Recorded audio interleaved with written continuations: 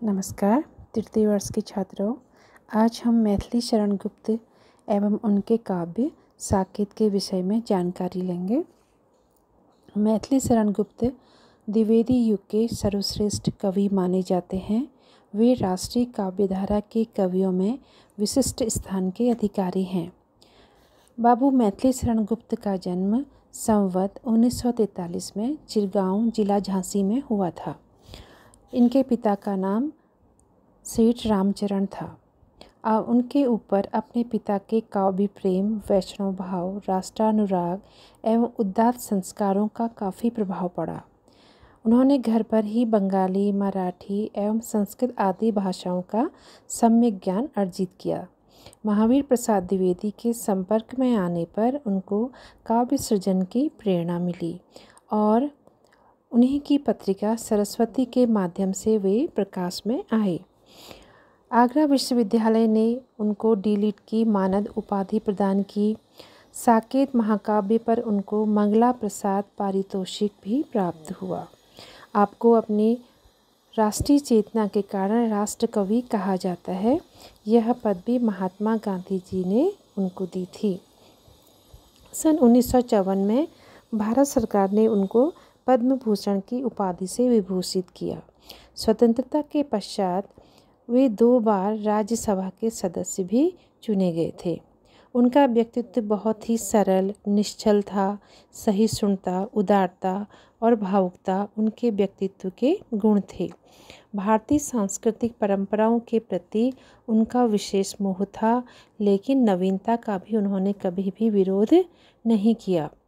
उनकी मुख्य रचनाएं हैं रंगभंग, जयद्रथ वध, भारत भारती, पंचवटी, झनकार, साकेत, यशोधरा, द्वापर, जय भारत और विष्णुप्रिया इत्यादि इनके मुख्य रचनाएं हैं। इसके अतिरिक्त उन्होंने प्लासी का युद्ध, मेघनाद वध, व्रत संहार नामक अनुदित काव्य भी उन्होंने रचे हैं।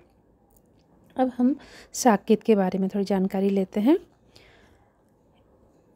हिंदी में रामकथा पर कई महाकाव्य लिखे गए, जिनमें प्रमुख है तुलसीकृत रामचरितमानस, केशवदास कृत रामचंद्रिका और मैथिली शरण गुप्त द्वारा रचित साकेत।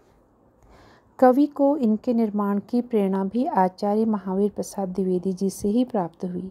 उन्होंने सरस्वती में प्रकाशित एक लेख में कवियों से आग्रह किया था कि वे रामकथा में जो उपेक्षित पात्र हैं उन पात्रों पर कुछ लिखें, जैसे उर्मिला। डॉक्टर द्वारका प्रसाद सक्सेना के अनुसार साकेत की रूपरेखा निश्चित करने वाले श्री छोटेलाल थे, जिन्होंने 1911 में पत्र लिखकर गुप्त जी को कुछ सुझाव दिए। इन सुझावों में यह स्पष्ट उल्लेख था कि उर्मिला का विरह निरूपण करना है और कुछ नए घटना प्रसंग भी इसमें जोड़ने हैं। अतः साकेत को लिखने में कवि को 15 वर्ष लगे, क्योंकि इसका प्रारंभ 1916 ईस्वी में हो गया और यह 1932 में प्रकाशित हो गया। साकेत का नामकरण स्थान के आधार पर किया गया है। यह अयोध्या का ही दूसरा नाम है। कवि ने अपना ध्यान अयोध्या पर ही केंद्रित रखा है। इस महाकाव्य की घटनाओं का केंद्र बिंदु अयोध्या ही रहा है। चित्रकूट की घटनाएं अवश्य अलग हैं, किंतु वहाँ भी कवि ने यह कहकर कि आज सारा साकेत यहीं पर है, अयोध्या वासियों की उपस्थिति चित्रकूट में दर्शा दी है। साकेत में कुल 12 सर्गों में रामकथा का समावेश किया गया है, किंतु कवि का मूल ध्यान उर्मिला की विरह वेदना को व्यक्त करना रहा है। साकेत के 2 सर्ग अधिक महत्वपूर्ण हैं। 8वां सर्ग है जिसमें चित्रकूट में हुई सभा में कैकेयी के अनुताप को दिखाया गया है। 9वां सर्ग वह है जिसमें विरहिणी उर्मिला की विरह वेदना की मार्मिक अभिव्यक्ति है। गुप्त जी ने परंपरागत रामकथा में कुछ मौलिक उद्भावनाओं का भी समावेश किया है। यह दोनों प्रसंग इसके अंतर्गत आते हैं। वस्तुतः साकेत एक नायिका प्रधान महाकाव्य है और उर्मिला ही इसके केंद्र बिंदु में है। इस महाकाव्य के केंद्रीय पात्र के पद पर उर्मिला को स्थापित करना बहुत ही उचित रहा है। उर्मिला में नायकत्व के लिए सभी अपेक्षित विशेषताएं भी हैं। साकेत में प्रकृति की मनोरम झांकियां भी दिखने को मिलती हैं और नवम सर्ग में षट ऋतु वर्णन करते हुए प्रकृति का चित्रण भी आलंबन एवं उद्दीपन रूप में किया गया है। जैसे विरहिणी उर्मिला को कोयल की कूक हुक भरती हुई सी लगती है। वह कोयली जो कूक रही थी आज हुक भरती है।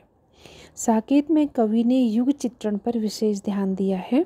स्वतंत्रता प्राप्ति के लिए किए जाने वाले आंदोलन की झलक भी इनमें आ गई है। भरत जिस प्रकार से कहते हैं, भारत लक्ष्मी पड़ी राक्षसों के बंधन में, सिंधु पार वह बिलख रही है व्याकुल मन में। यहाँ भारत लक्ष्मी का अभिप्राय सीता के साथ साथ भारत की स्वतंत्रता से भी है। राम जब वनगमन के लिए प्रस्तुत होते हैं तो हमें अयोध्यावासी गांधी जी के समान सत्याग्रह करते दिखाई देते हैं। जाओ यदि जा सको रौंद हमको यहाँ, यों कह पथ में लेट गए बहुजन यहाँ। इस प्रकार से साकेत विविध भावों और रसों से परिपूर्ण सरस काव्य ग्रंथ है। संयोग श्रृंगार का इसमें मर्यादित चित्रण है तथा वियोग वेदना का मार्मिक चित्रण इस ग्रंथ के नवम सर्ग में उपलब्ध है। चित्रकूट में जब उर्मिला लक्ष्मण को देखकर कहती है कि तुम मेरे ही उपवन के हिरण हो, इस प्रकार क्यों भाग रहे हो, मैं तुम्हें अपने बंधन में नहीं बांधूंगी, निश्चिंत रहो, तब उसकी आंतरिक वेदना अनायास व्यक्त हो उठती है। मेरे उपवन के हरण आज वनचारी, मैं बांध न लूँगी तुम्हें, तजो भई भारी। अब साकेत में कवि ने अपनी कला का पूरा परिचय दिया। व्याकरण सम्मत शुद्ध परिष्कृत खड़ी बोली हिंदी में इसकी रचना हुई है। इसमें यत्र तत्र लाक्षणिकता प्रतीकात्मकता भी विद्यमान है। कहीं कहीं पर कवि की शैली में छायावादी तत्व दिखाई पड़ते हैं। भाषा में सर्वत्र भावानुकूलता एवं चित्रोपमता का गुण है। कवि की अलंकार योजना भी आकर्षक है। उपमा रूपक उत्प्रेक्षा के साथ साथ मानवीकरण अलंकार भी गुप्त जी ने प्रयोग में लिए हैं।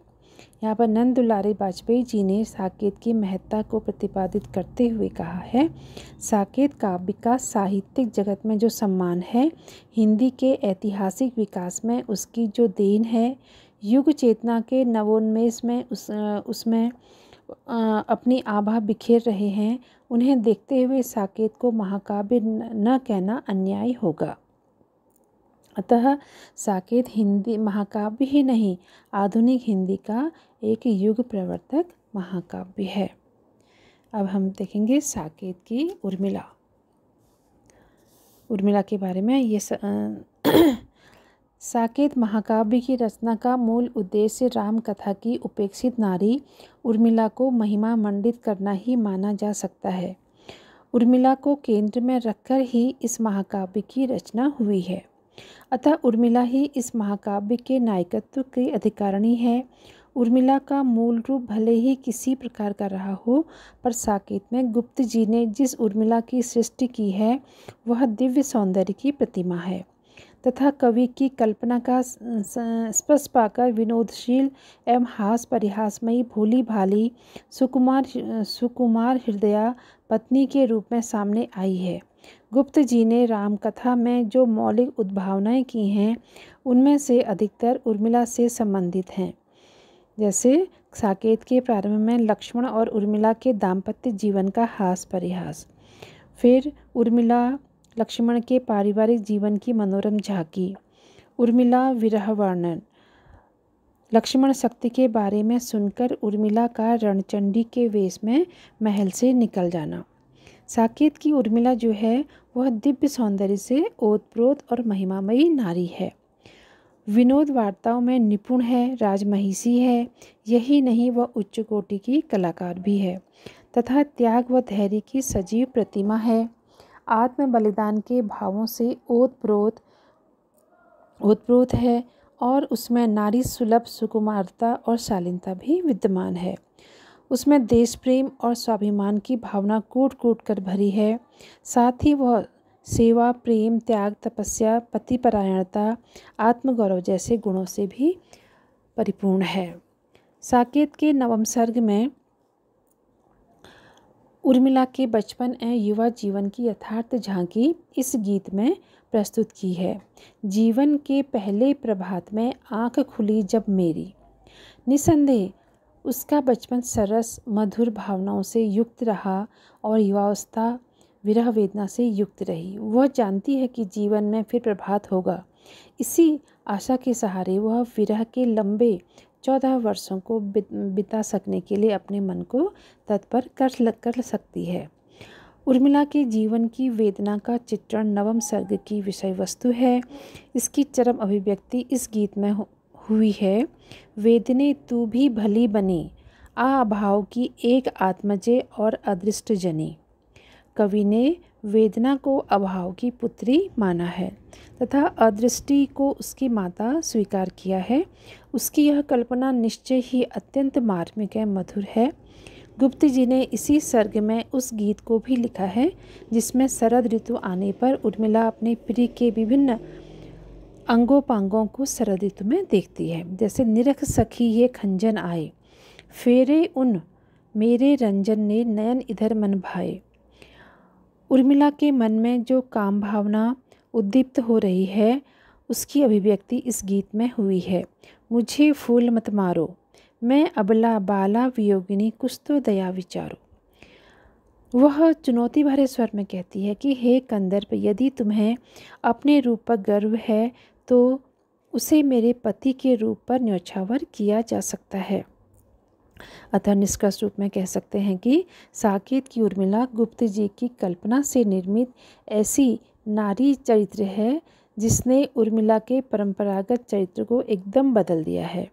पाठकों को उर्मिला से पूर्ण सहानुभूति उत्पन्न हो जाती है और वे उसकी मर्म व्यथा से पूर्णतः परिचित भी हो जाते हैं। ये साकेत का संक्षिप्त परिचय था। अब साकेत में नवीन उद्भावनाएं क्या हैं ये मैं आपको बताती हूँ। जैसे साकेत में इसमें इसकी जो कथा का मूल ढांचा तो परंपरागत रामकथा के आधार पर ही निर्मित किया गया है। फिर कवियों ने कुछ स्थलों पर कथा में परिवर्तन करते हुए नवीन एवं मौलिक उद्भावनाएं की हैं। इनसे कथा के सौंदर्य में वृद्धि भी हुई तथा कवि के उद्देश्य की पूर्ति भी हुई। इन नवीन उद्भावनाओं का विवेचन हम निम्न बिंदुओं पर कर सकते हैं। जैसे राम का मानवीय रूप, है ना। मैथिली शरण गुप्त ने साकेत में जिस राम का वर्णन किया है वह पौराणिक पात्र होते हुए भी देवत्व की तुलना में मानवीय रूप के अधिक निकट हैं। दूसरे शब्दों में राम अलौकिक परमात्मा न होकर इसी संसार के मानव हैं जो संसार को ही स्वर्ग बनाना चाहते हैं। वे कहते हैं, भव में नव वैभव व्याप्त कराने आया, नर को ईश्वरता प्राप्त कराने आया, संदेह यहाँ मैं नहीं स्वर्ग का लाया, संदेश नहीं मैं यहाँ स्वर्ग का लाया, इस भूतल को ही स्वर्ग बनाने आया। अगला, जैसे नायक परिवर्तन। रामकथा के परंपरागत नायक राम हैं, किंतु साकेत की रचना कवियों की उर्मिला विषयक उदासीनता लेख से प्रेरित होकर की गई है। अतः स्वाभाविक रूप से कवि रामकथा की उपेक्षित पात्र उर्मिला को महत्व देना चाहता था। यही कारण है कि इस महाकाव्य की कथा का केंद्र बिंदु उर्मिला है। उसी की वेदना का चित्रण करना कवि का उद्देश्य रहा है। अतः कवि ने यहाँ उर्मिला को ही रामकथा का प्रमुख पात्र मानकर इस महाकाव्य की रचना की। उर्मिला लक्ष्मण से जब चित्रकूट में अचानक मिलती है और लक्ष्मण उसे देखकर घबरा जाते हैं, तब उसने जो पंक्तियाँ कही वे उसकी वेदना व महानता दोनों को एक साथ व्यक्त करती। जैसे, मेरे उपवन के हरिण आज वनचारी, मैं बांध न लूँगी तुम्हें तजो भय भारी। अर्थात तुम आशंकाओं से भयभीत न हो, मैं आपको कर्तव्य पथ से विचलित नहीं होने दूंगी।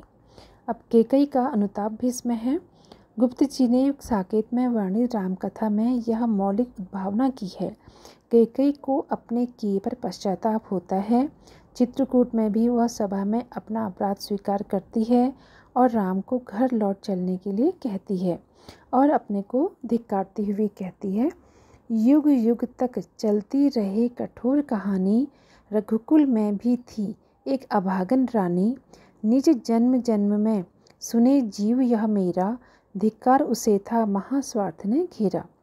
पश्चाताप की इस आग में जलकर कैकेयी का सारा कलुष धुल गया। अगला, उर्मिला की विरह वेदना का चित्रण। उर्मिला राम कथा की उपेक्षित पात्र रही है। गुप्त जी ने उसे महत्व प्रदान करते हुए साकेत में उर्मिला की वेदना का विशद चित्रण 9वें सर्ग में किया है। वह प्रिय के वियोग में व्यथित है। उससे प्रकृति में ही अपने प्रिय की छवि दिखाई देती है। जैसे वह कहती है, निरख सखी ये खंजन आए, फेरे उन मेरे रंजन ने नयन इधर मन भाए, फैला उनके तन का आतप मन से सरसरसाए, घूमे वे इस ओर यहाँ वे हंस यहाँ उड़ आए।